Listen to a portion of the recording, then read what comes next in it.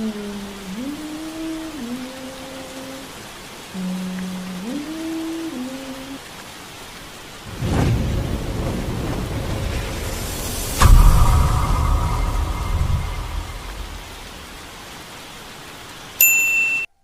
की तरह आज भी गांव के कई लोग शाम को एक बड़े पेड़ के नीचे इकट्ठा हुए थे।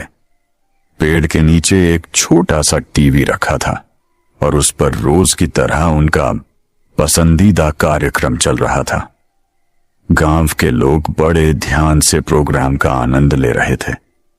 करीब रात के 8 बजे थे कि अचानक बिजली चली गई, टीवी बंद हो गया और वहां एकदम सन्नाटा छा गया।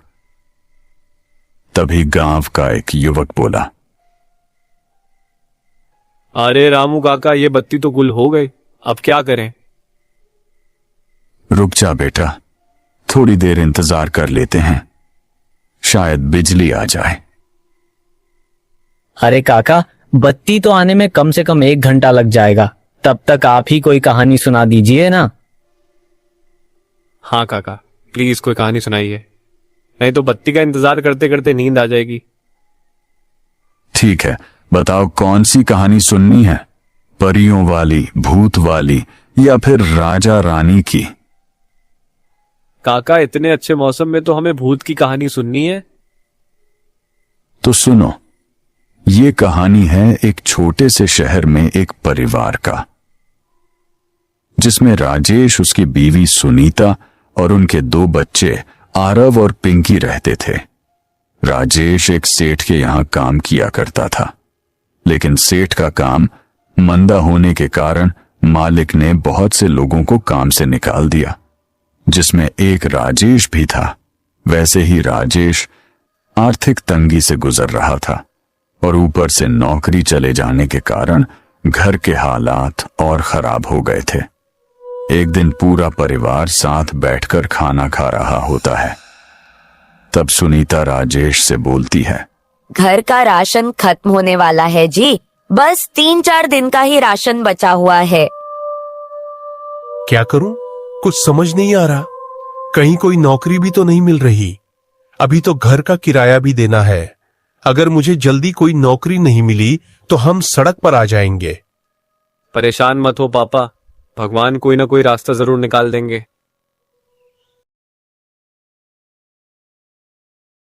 अगले ही दिन सुबह पड़ोस की एक औरत राजेश के घर आती है।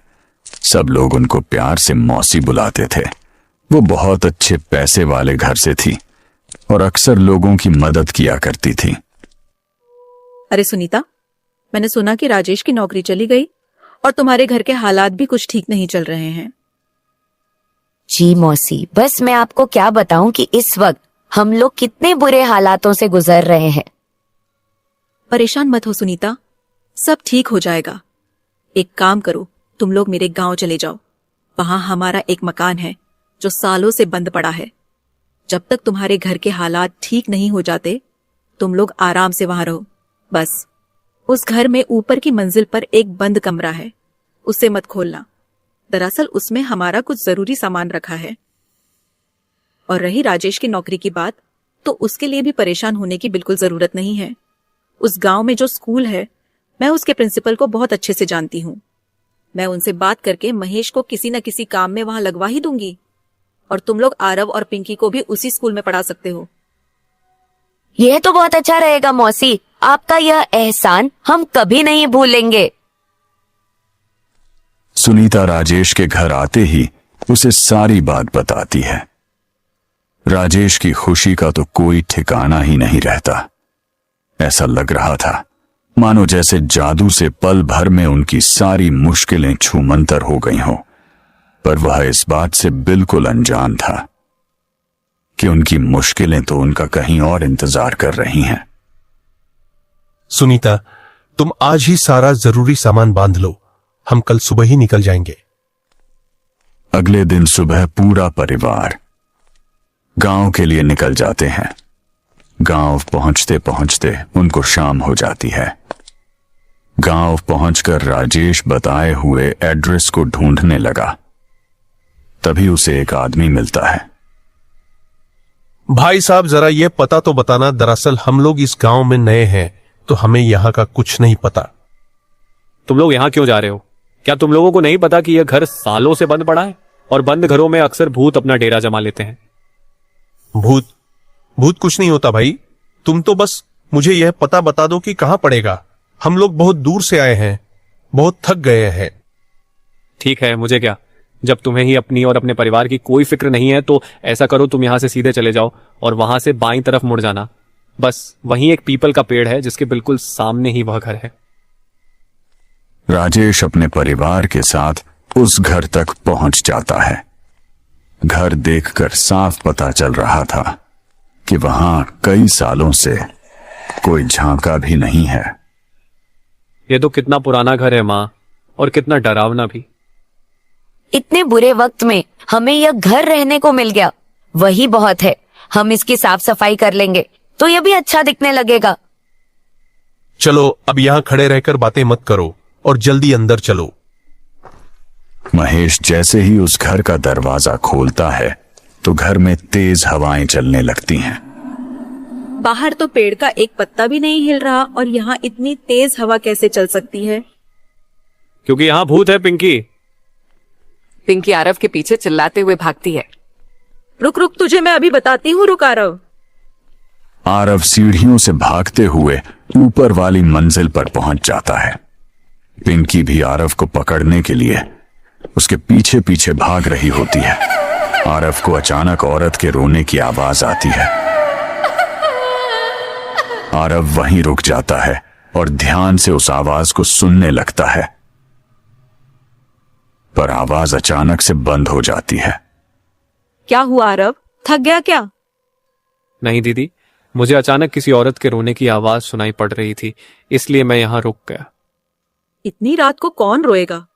जरूर तूने किसी बिल्ली के रोने की आवाज सुनी होगी और तुझे लगा होगा कि कोई औरत रो रही है। अब चल नीचे कुछ खा पी कर सो जाते हैं। आरव पिंकी को बहुत समझाता, पर पिंकी उसकी एक नहीं सुनती। उसे लगता है कि आरव उसे डराने के लिए यह सब बातें बोल रहा है। पिंकी आरव की बात पर ध्यान नहीं देती और वापस नीचे जाने लगती है। आरव भी उसके पीछे पीछे जा ही रहा होता है, पर अचानक उसकी नजर एक बंद कमरे पर पड़ती है जिस पर ताला लगा होता है और उस ताले पर लाल रंग का कपड़ा भी बंधा होता है। लगता है ये वही कमरा है जिसके बारे में मौसी जी माँ को बता रही थी। ऐसा क्या जरूरी सामान रखा है इस कमरे में जो इस पर इतना बड़ा ताला लगा है? तुझे इतना सोचने की जरूरत नहीं है। मौसी जी ने हमें मना किया है इस कमरे में जाने से, तो बस हमें इस बात का ध्यान रखना चाहिए। रात को खाना खाकर सब सोने चले जाते हैं। आधी रात को अजीब सी खटखट की आवाज से पिंकी की आंखें खुल जाती हैं। आरव जल्दी उठ, जरा देख खटखट की आवाज कहाँ से आ रही है। मुझे सोने दो दीदी, मुझे बहुत तेज नींद आ रही है, आप खुद जाकर देख लो। पिंकी डरते हुए ध्यान से उस आवाज को सुनने की कोशिश करती है। आवाज बाथरूम से आ रही होती है। पिंकी बाथरूम का दरवाजा खोलती है और डरते डरते उसमें झांकती है। जैसे ही वह अंदर देखती है उसके होश उड़ जाते हैं। बाथरूम में पड़ा बाल्टी अपने आप दीवार से जोर जोर से टकरा रहा होता है। पिंकी डर के मारे पसीने पसीने हो जाती है और भागते हुए नीचे मम्मी पापा के पास जाती है। मम्मी पापा जल्दी उठो। क्या हुआ बेटा, तुम इतनी घबराई हुई क्यों हो? वो पापा, बाथरूम में बाल्टी, पापा ऊपर भूत। भूत? क्या बोल रही हो पिंकी? ठीक से बताओ बेटा, हमें कुछ समझ नहीं आ रहा है। तभी आरव भी जग जाता है। पापा वो ऊपर बाथरूम में बाल्टी अपने आप दीवार से जोर जोर से टकरा रहा था। यह तुम्हारा वहम है बस, और कुछ नहीं। चलो अपने बेड पे आराम से सो जाओ। जब कल सुबह उठोगे तो सब बुरे सपने की तरह खुद ही भूल जाओगे। पिंकी और आरव अपने बेड पे सोने चले जाते हैं। 2-3 दिन तक सब कुछ ठीक रहता है, पर अचानक एक रात पिंकी को किसी के रोने की आवाज आती है। वो उठकर कमरे के बाहर जाकर देखती है तो बाहर कोई नहीं होता, पर रोने की आवाज अभी भी आ रही होती है। पिंकी थोड़ा और ध्यान से सुनती है तो उसे वह आवाज उस बंद पड़े कमरे के अंदर से सुनाई देती है। जैसे ही पिंकी दरवाजे से कान लगाकर और ध्यान से सुनने की कोशिश करती है, आवाज बंद हो जाती है। पिंकी डर कर अपने कमरे में भाग जाती है, पर रात भर वह उस बंद कमरे के बारे में सोचती रहती है। पिंकी जब सुबह उठती है तो उसे लगता है जैसे रात को जो कुछ भी हुआ वह सब उसका वहम था और वह इस बारे में किसी को नहीं बताती। एक दिन आरव उस बंद कमरे के बाहर बॉल से खेल रहा होता है। वो उस कमरे में झांकने की कोशिश करता है, पर कुछ दिखाई नहीं देता। रात को सब सो रहे होते हैं। तब आरव के दिमाग में बंद कमरा घूम रहा होता है। वह उस बंद कमरे के बाहर जाता है। मैं इस ताले को कैसे खोलूं? मैं कुछ देखता हूं जिससे मैं यह ताला तोड़ सकूं। आरव तुरंत एक हथौड़ी ढूंढ कर लाता है और उस ताले को तोड़ देता है। जैसे ही वो उस कमरे की दरवाजा खोलता है, उसे पीछे से किसी के आने की आहट आती है। दरअसल पिंकी हथौड़े की आवाज से उठकर बाहर आ जाती है। कौन है यहाँ? यह ताला किसने तोड़ा? यह जरूर आरव का ही काम है। वह अपने बिस्तर पर भी नहीं था। पिंकी से रहा नहीं जाता और वह कमरे के अंदर झांकती है।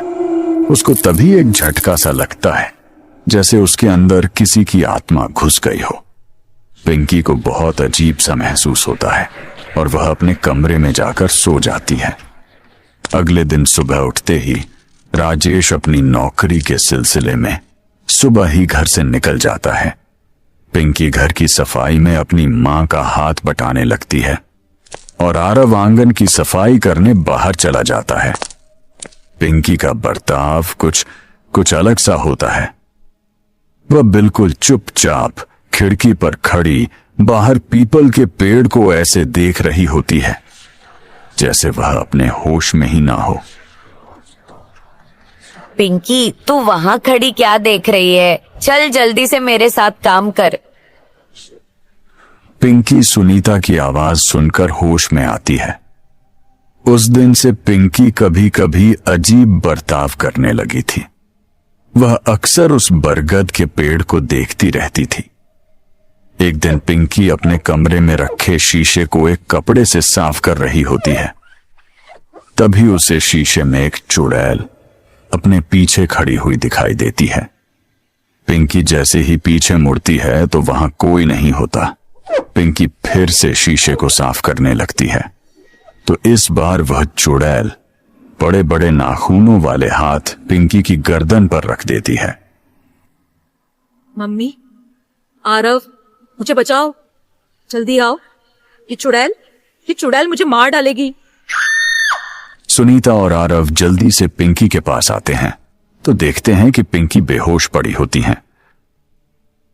हे भगवान, ये मेरी बच्ची को क्या हो गया? आरव जल्दी से गिलास में पानी लाता है और पिंकी के चेहरे पर पानी के छींटे डालता है। पिंकी हड़बड़ाकर उठती है। चुड़ैल, मम्मी, वो चुड़ैल मुझे मार डालेगी। कौन सी चुड़ैल बेटा? यहाँ तो कोई भी नहीं है।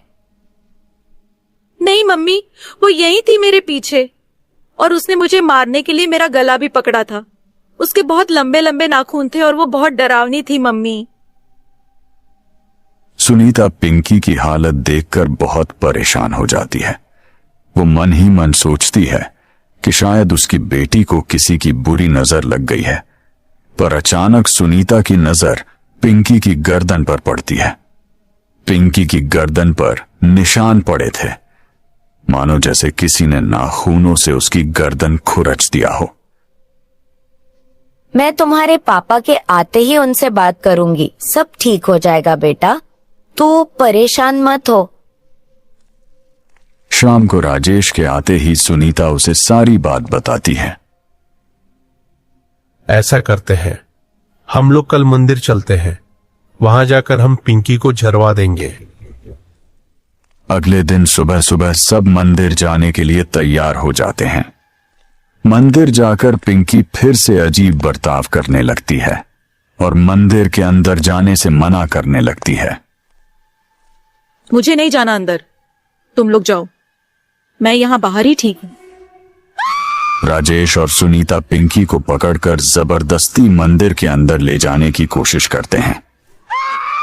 मैंने जब बोल दिया कि मुझे अंदर नहीं जाना, तो फालतू की जिद क्यों कर रही हो? अरे छोटू देखो, बिजली आ गया। काका, उस लड़की को जो भूत ने पकड़ा था उसका क्या हुआ? उसके शरीर से भूत निकला कि नहीं? अरे छोटू, रात बहुत हो गई है, आगे की कहानी कल सुन लेना।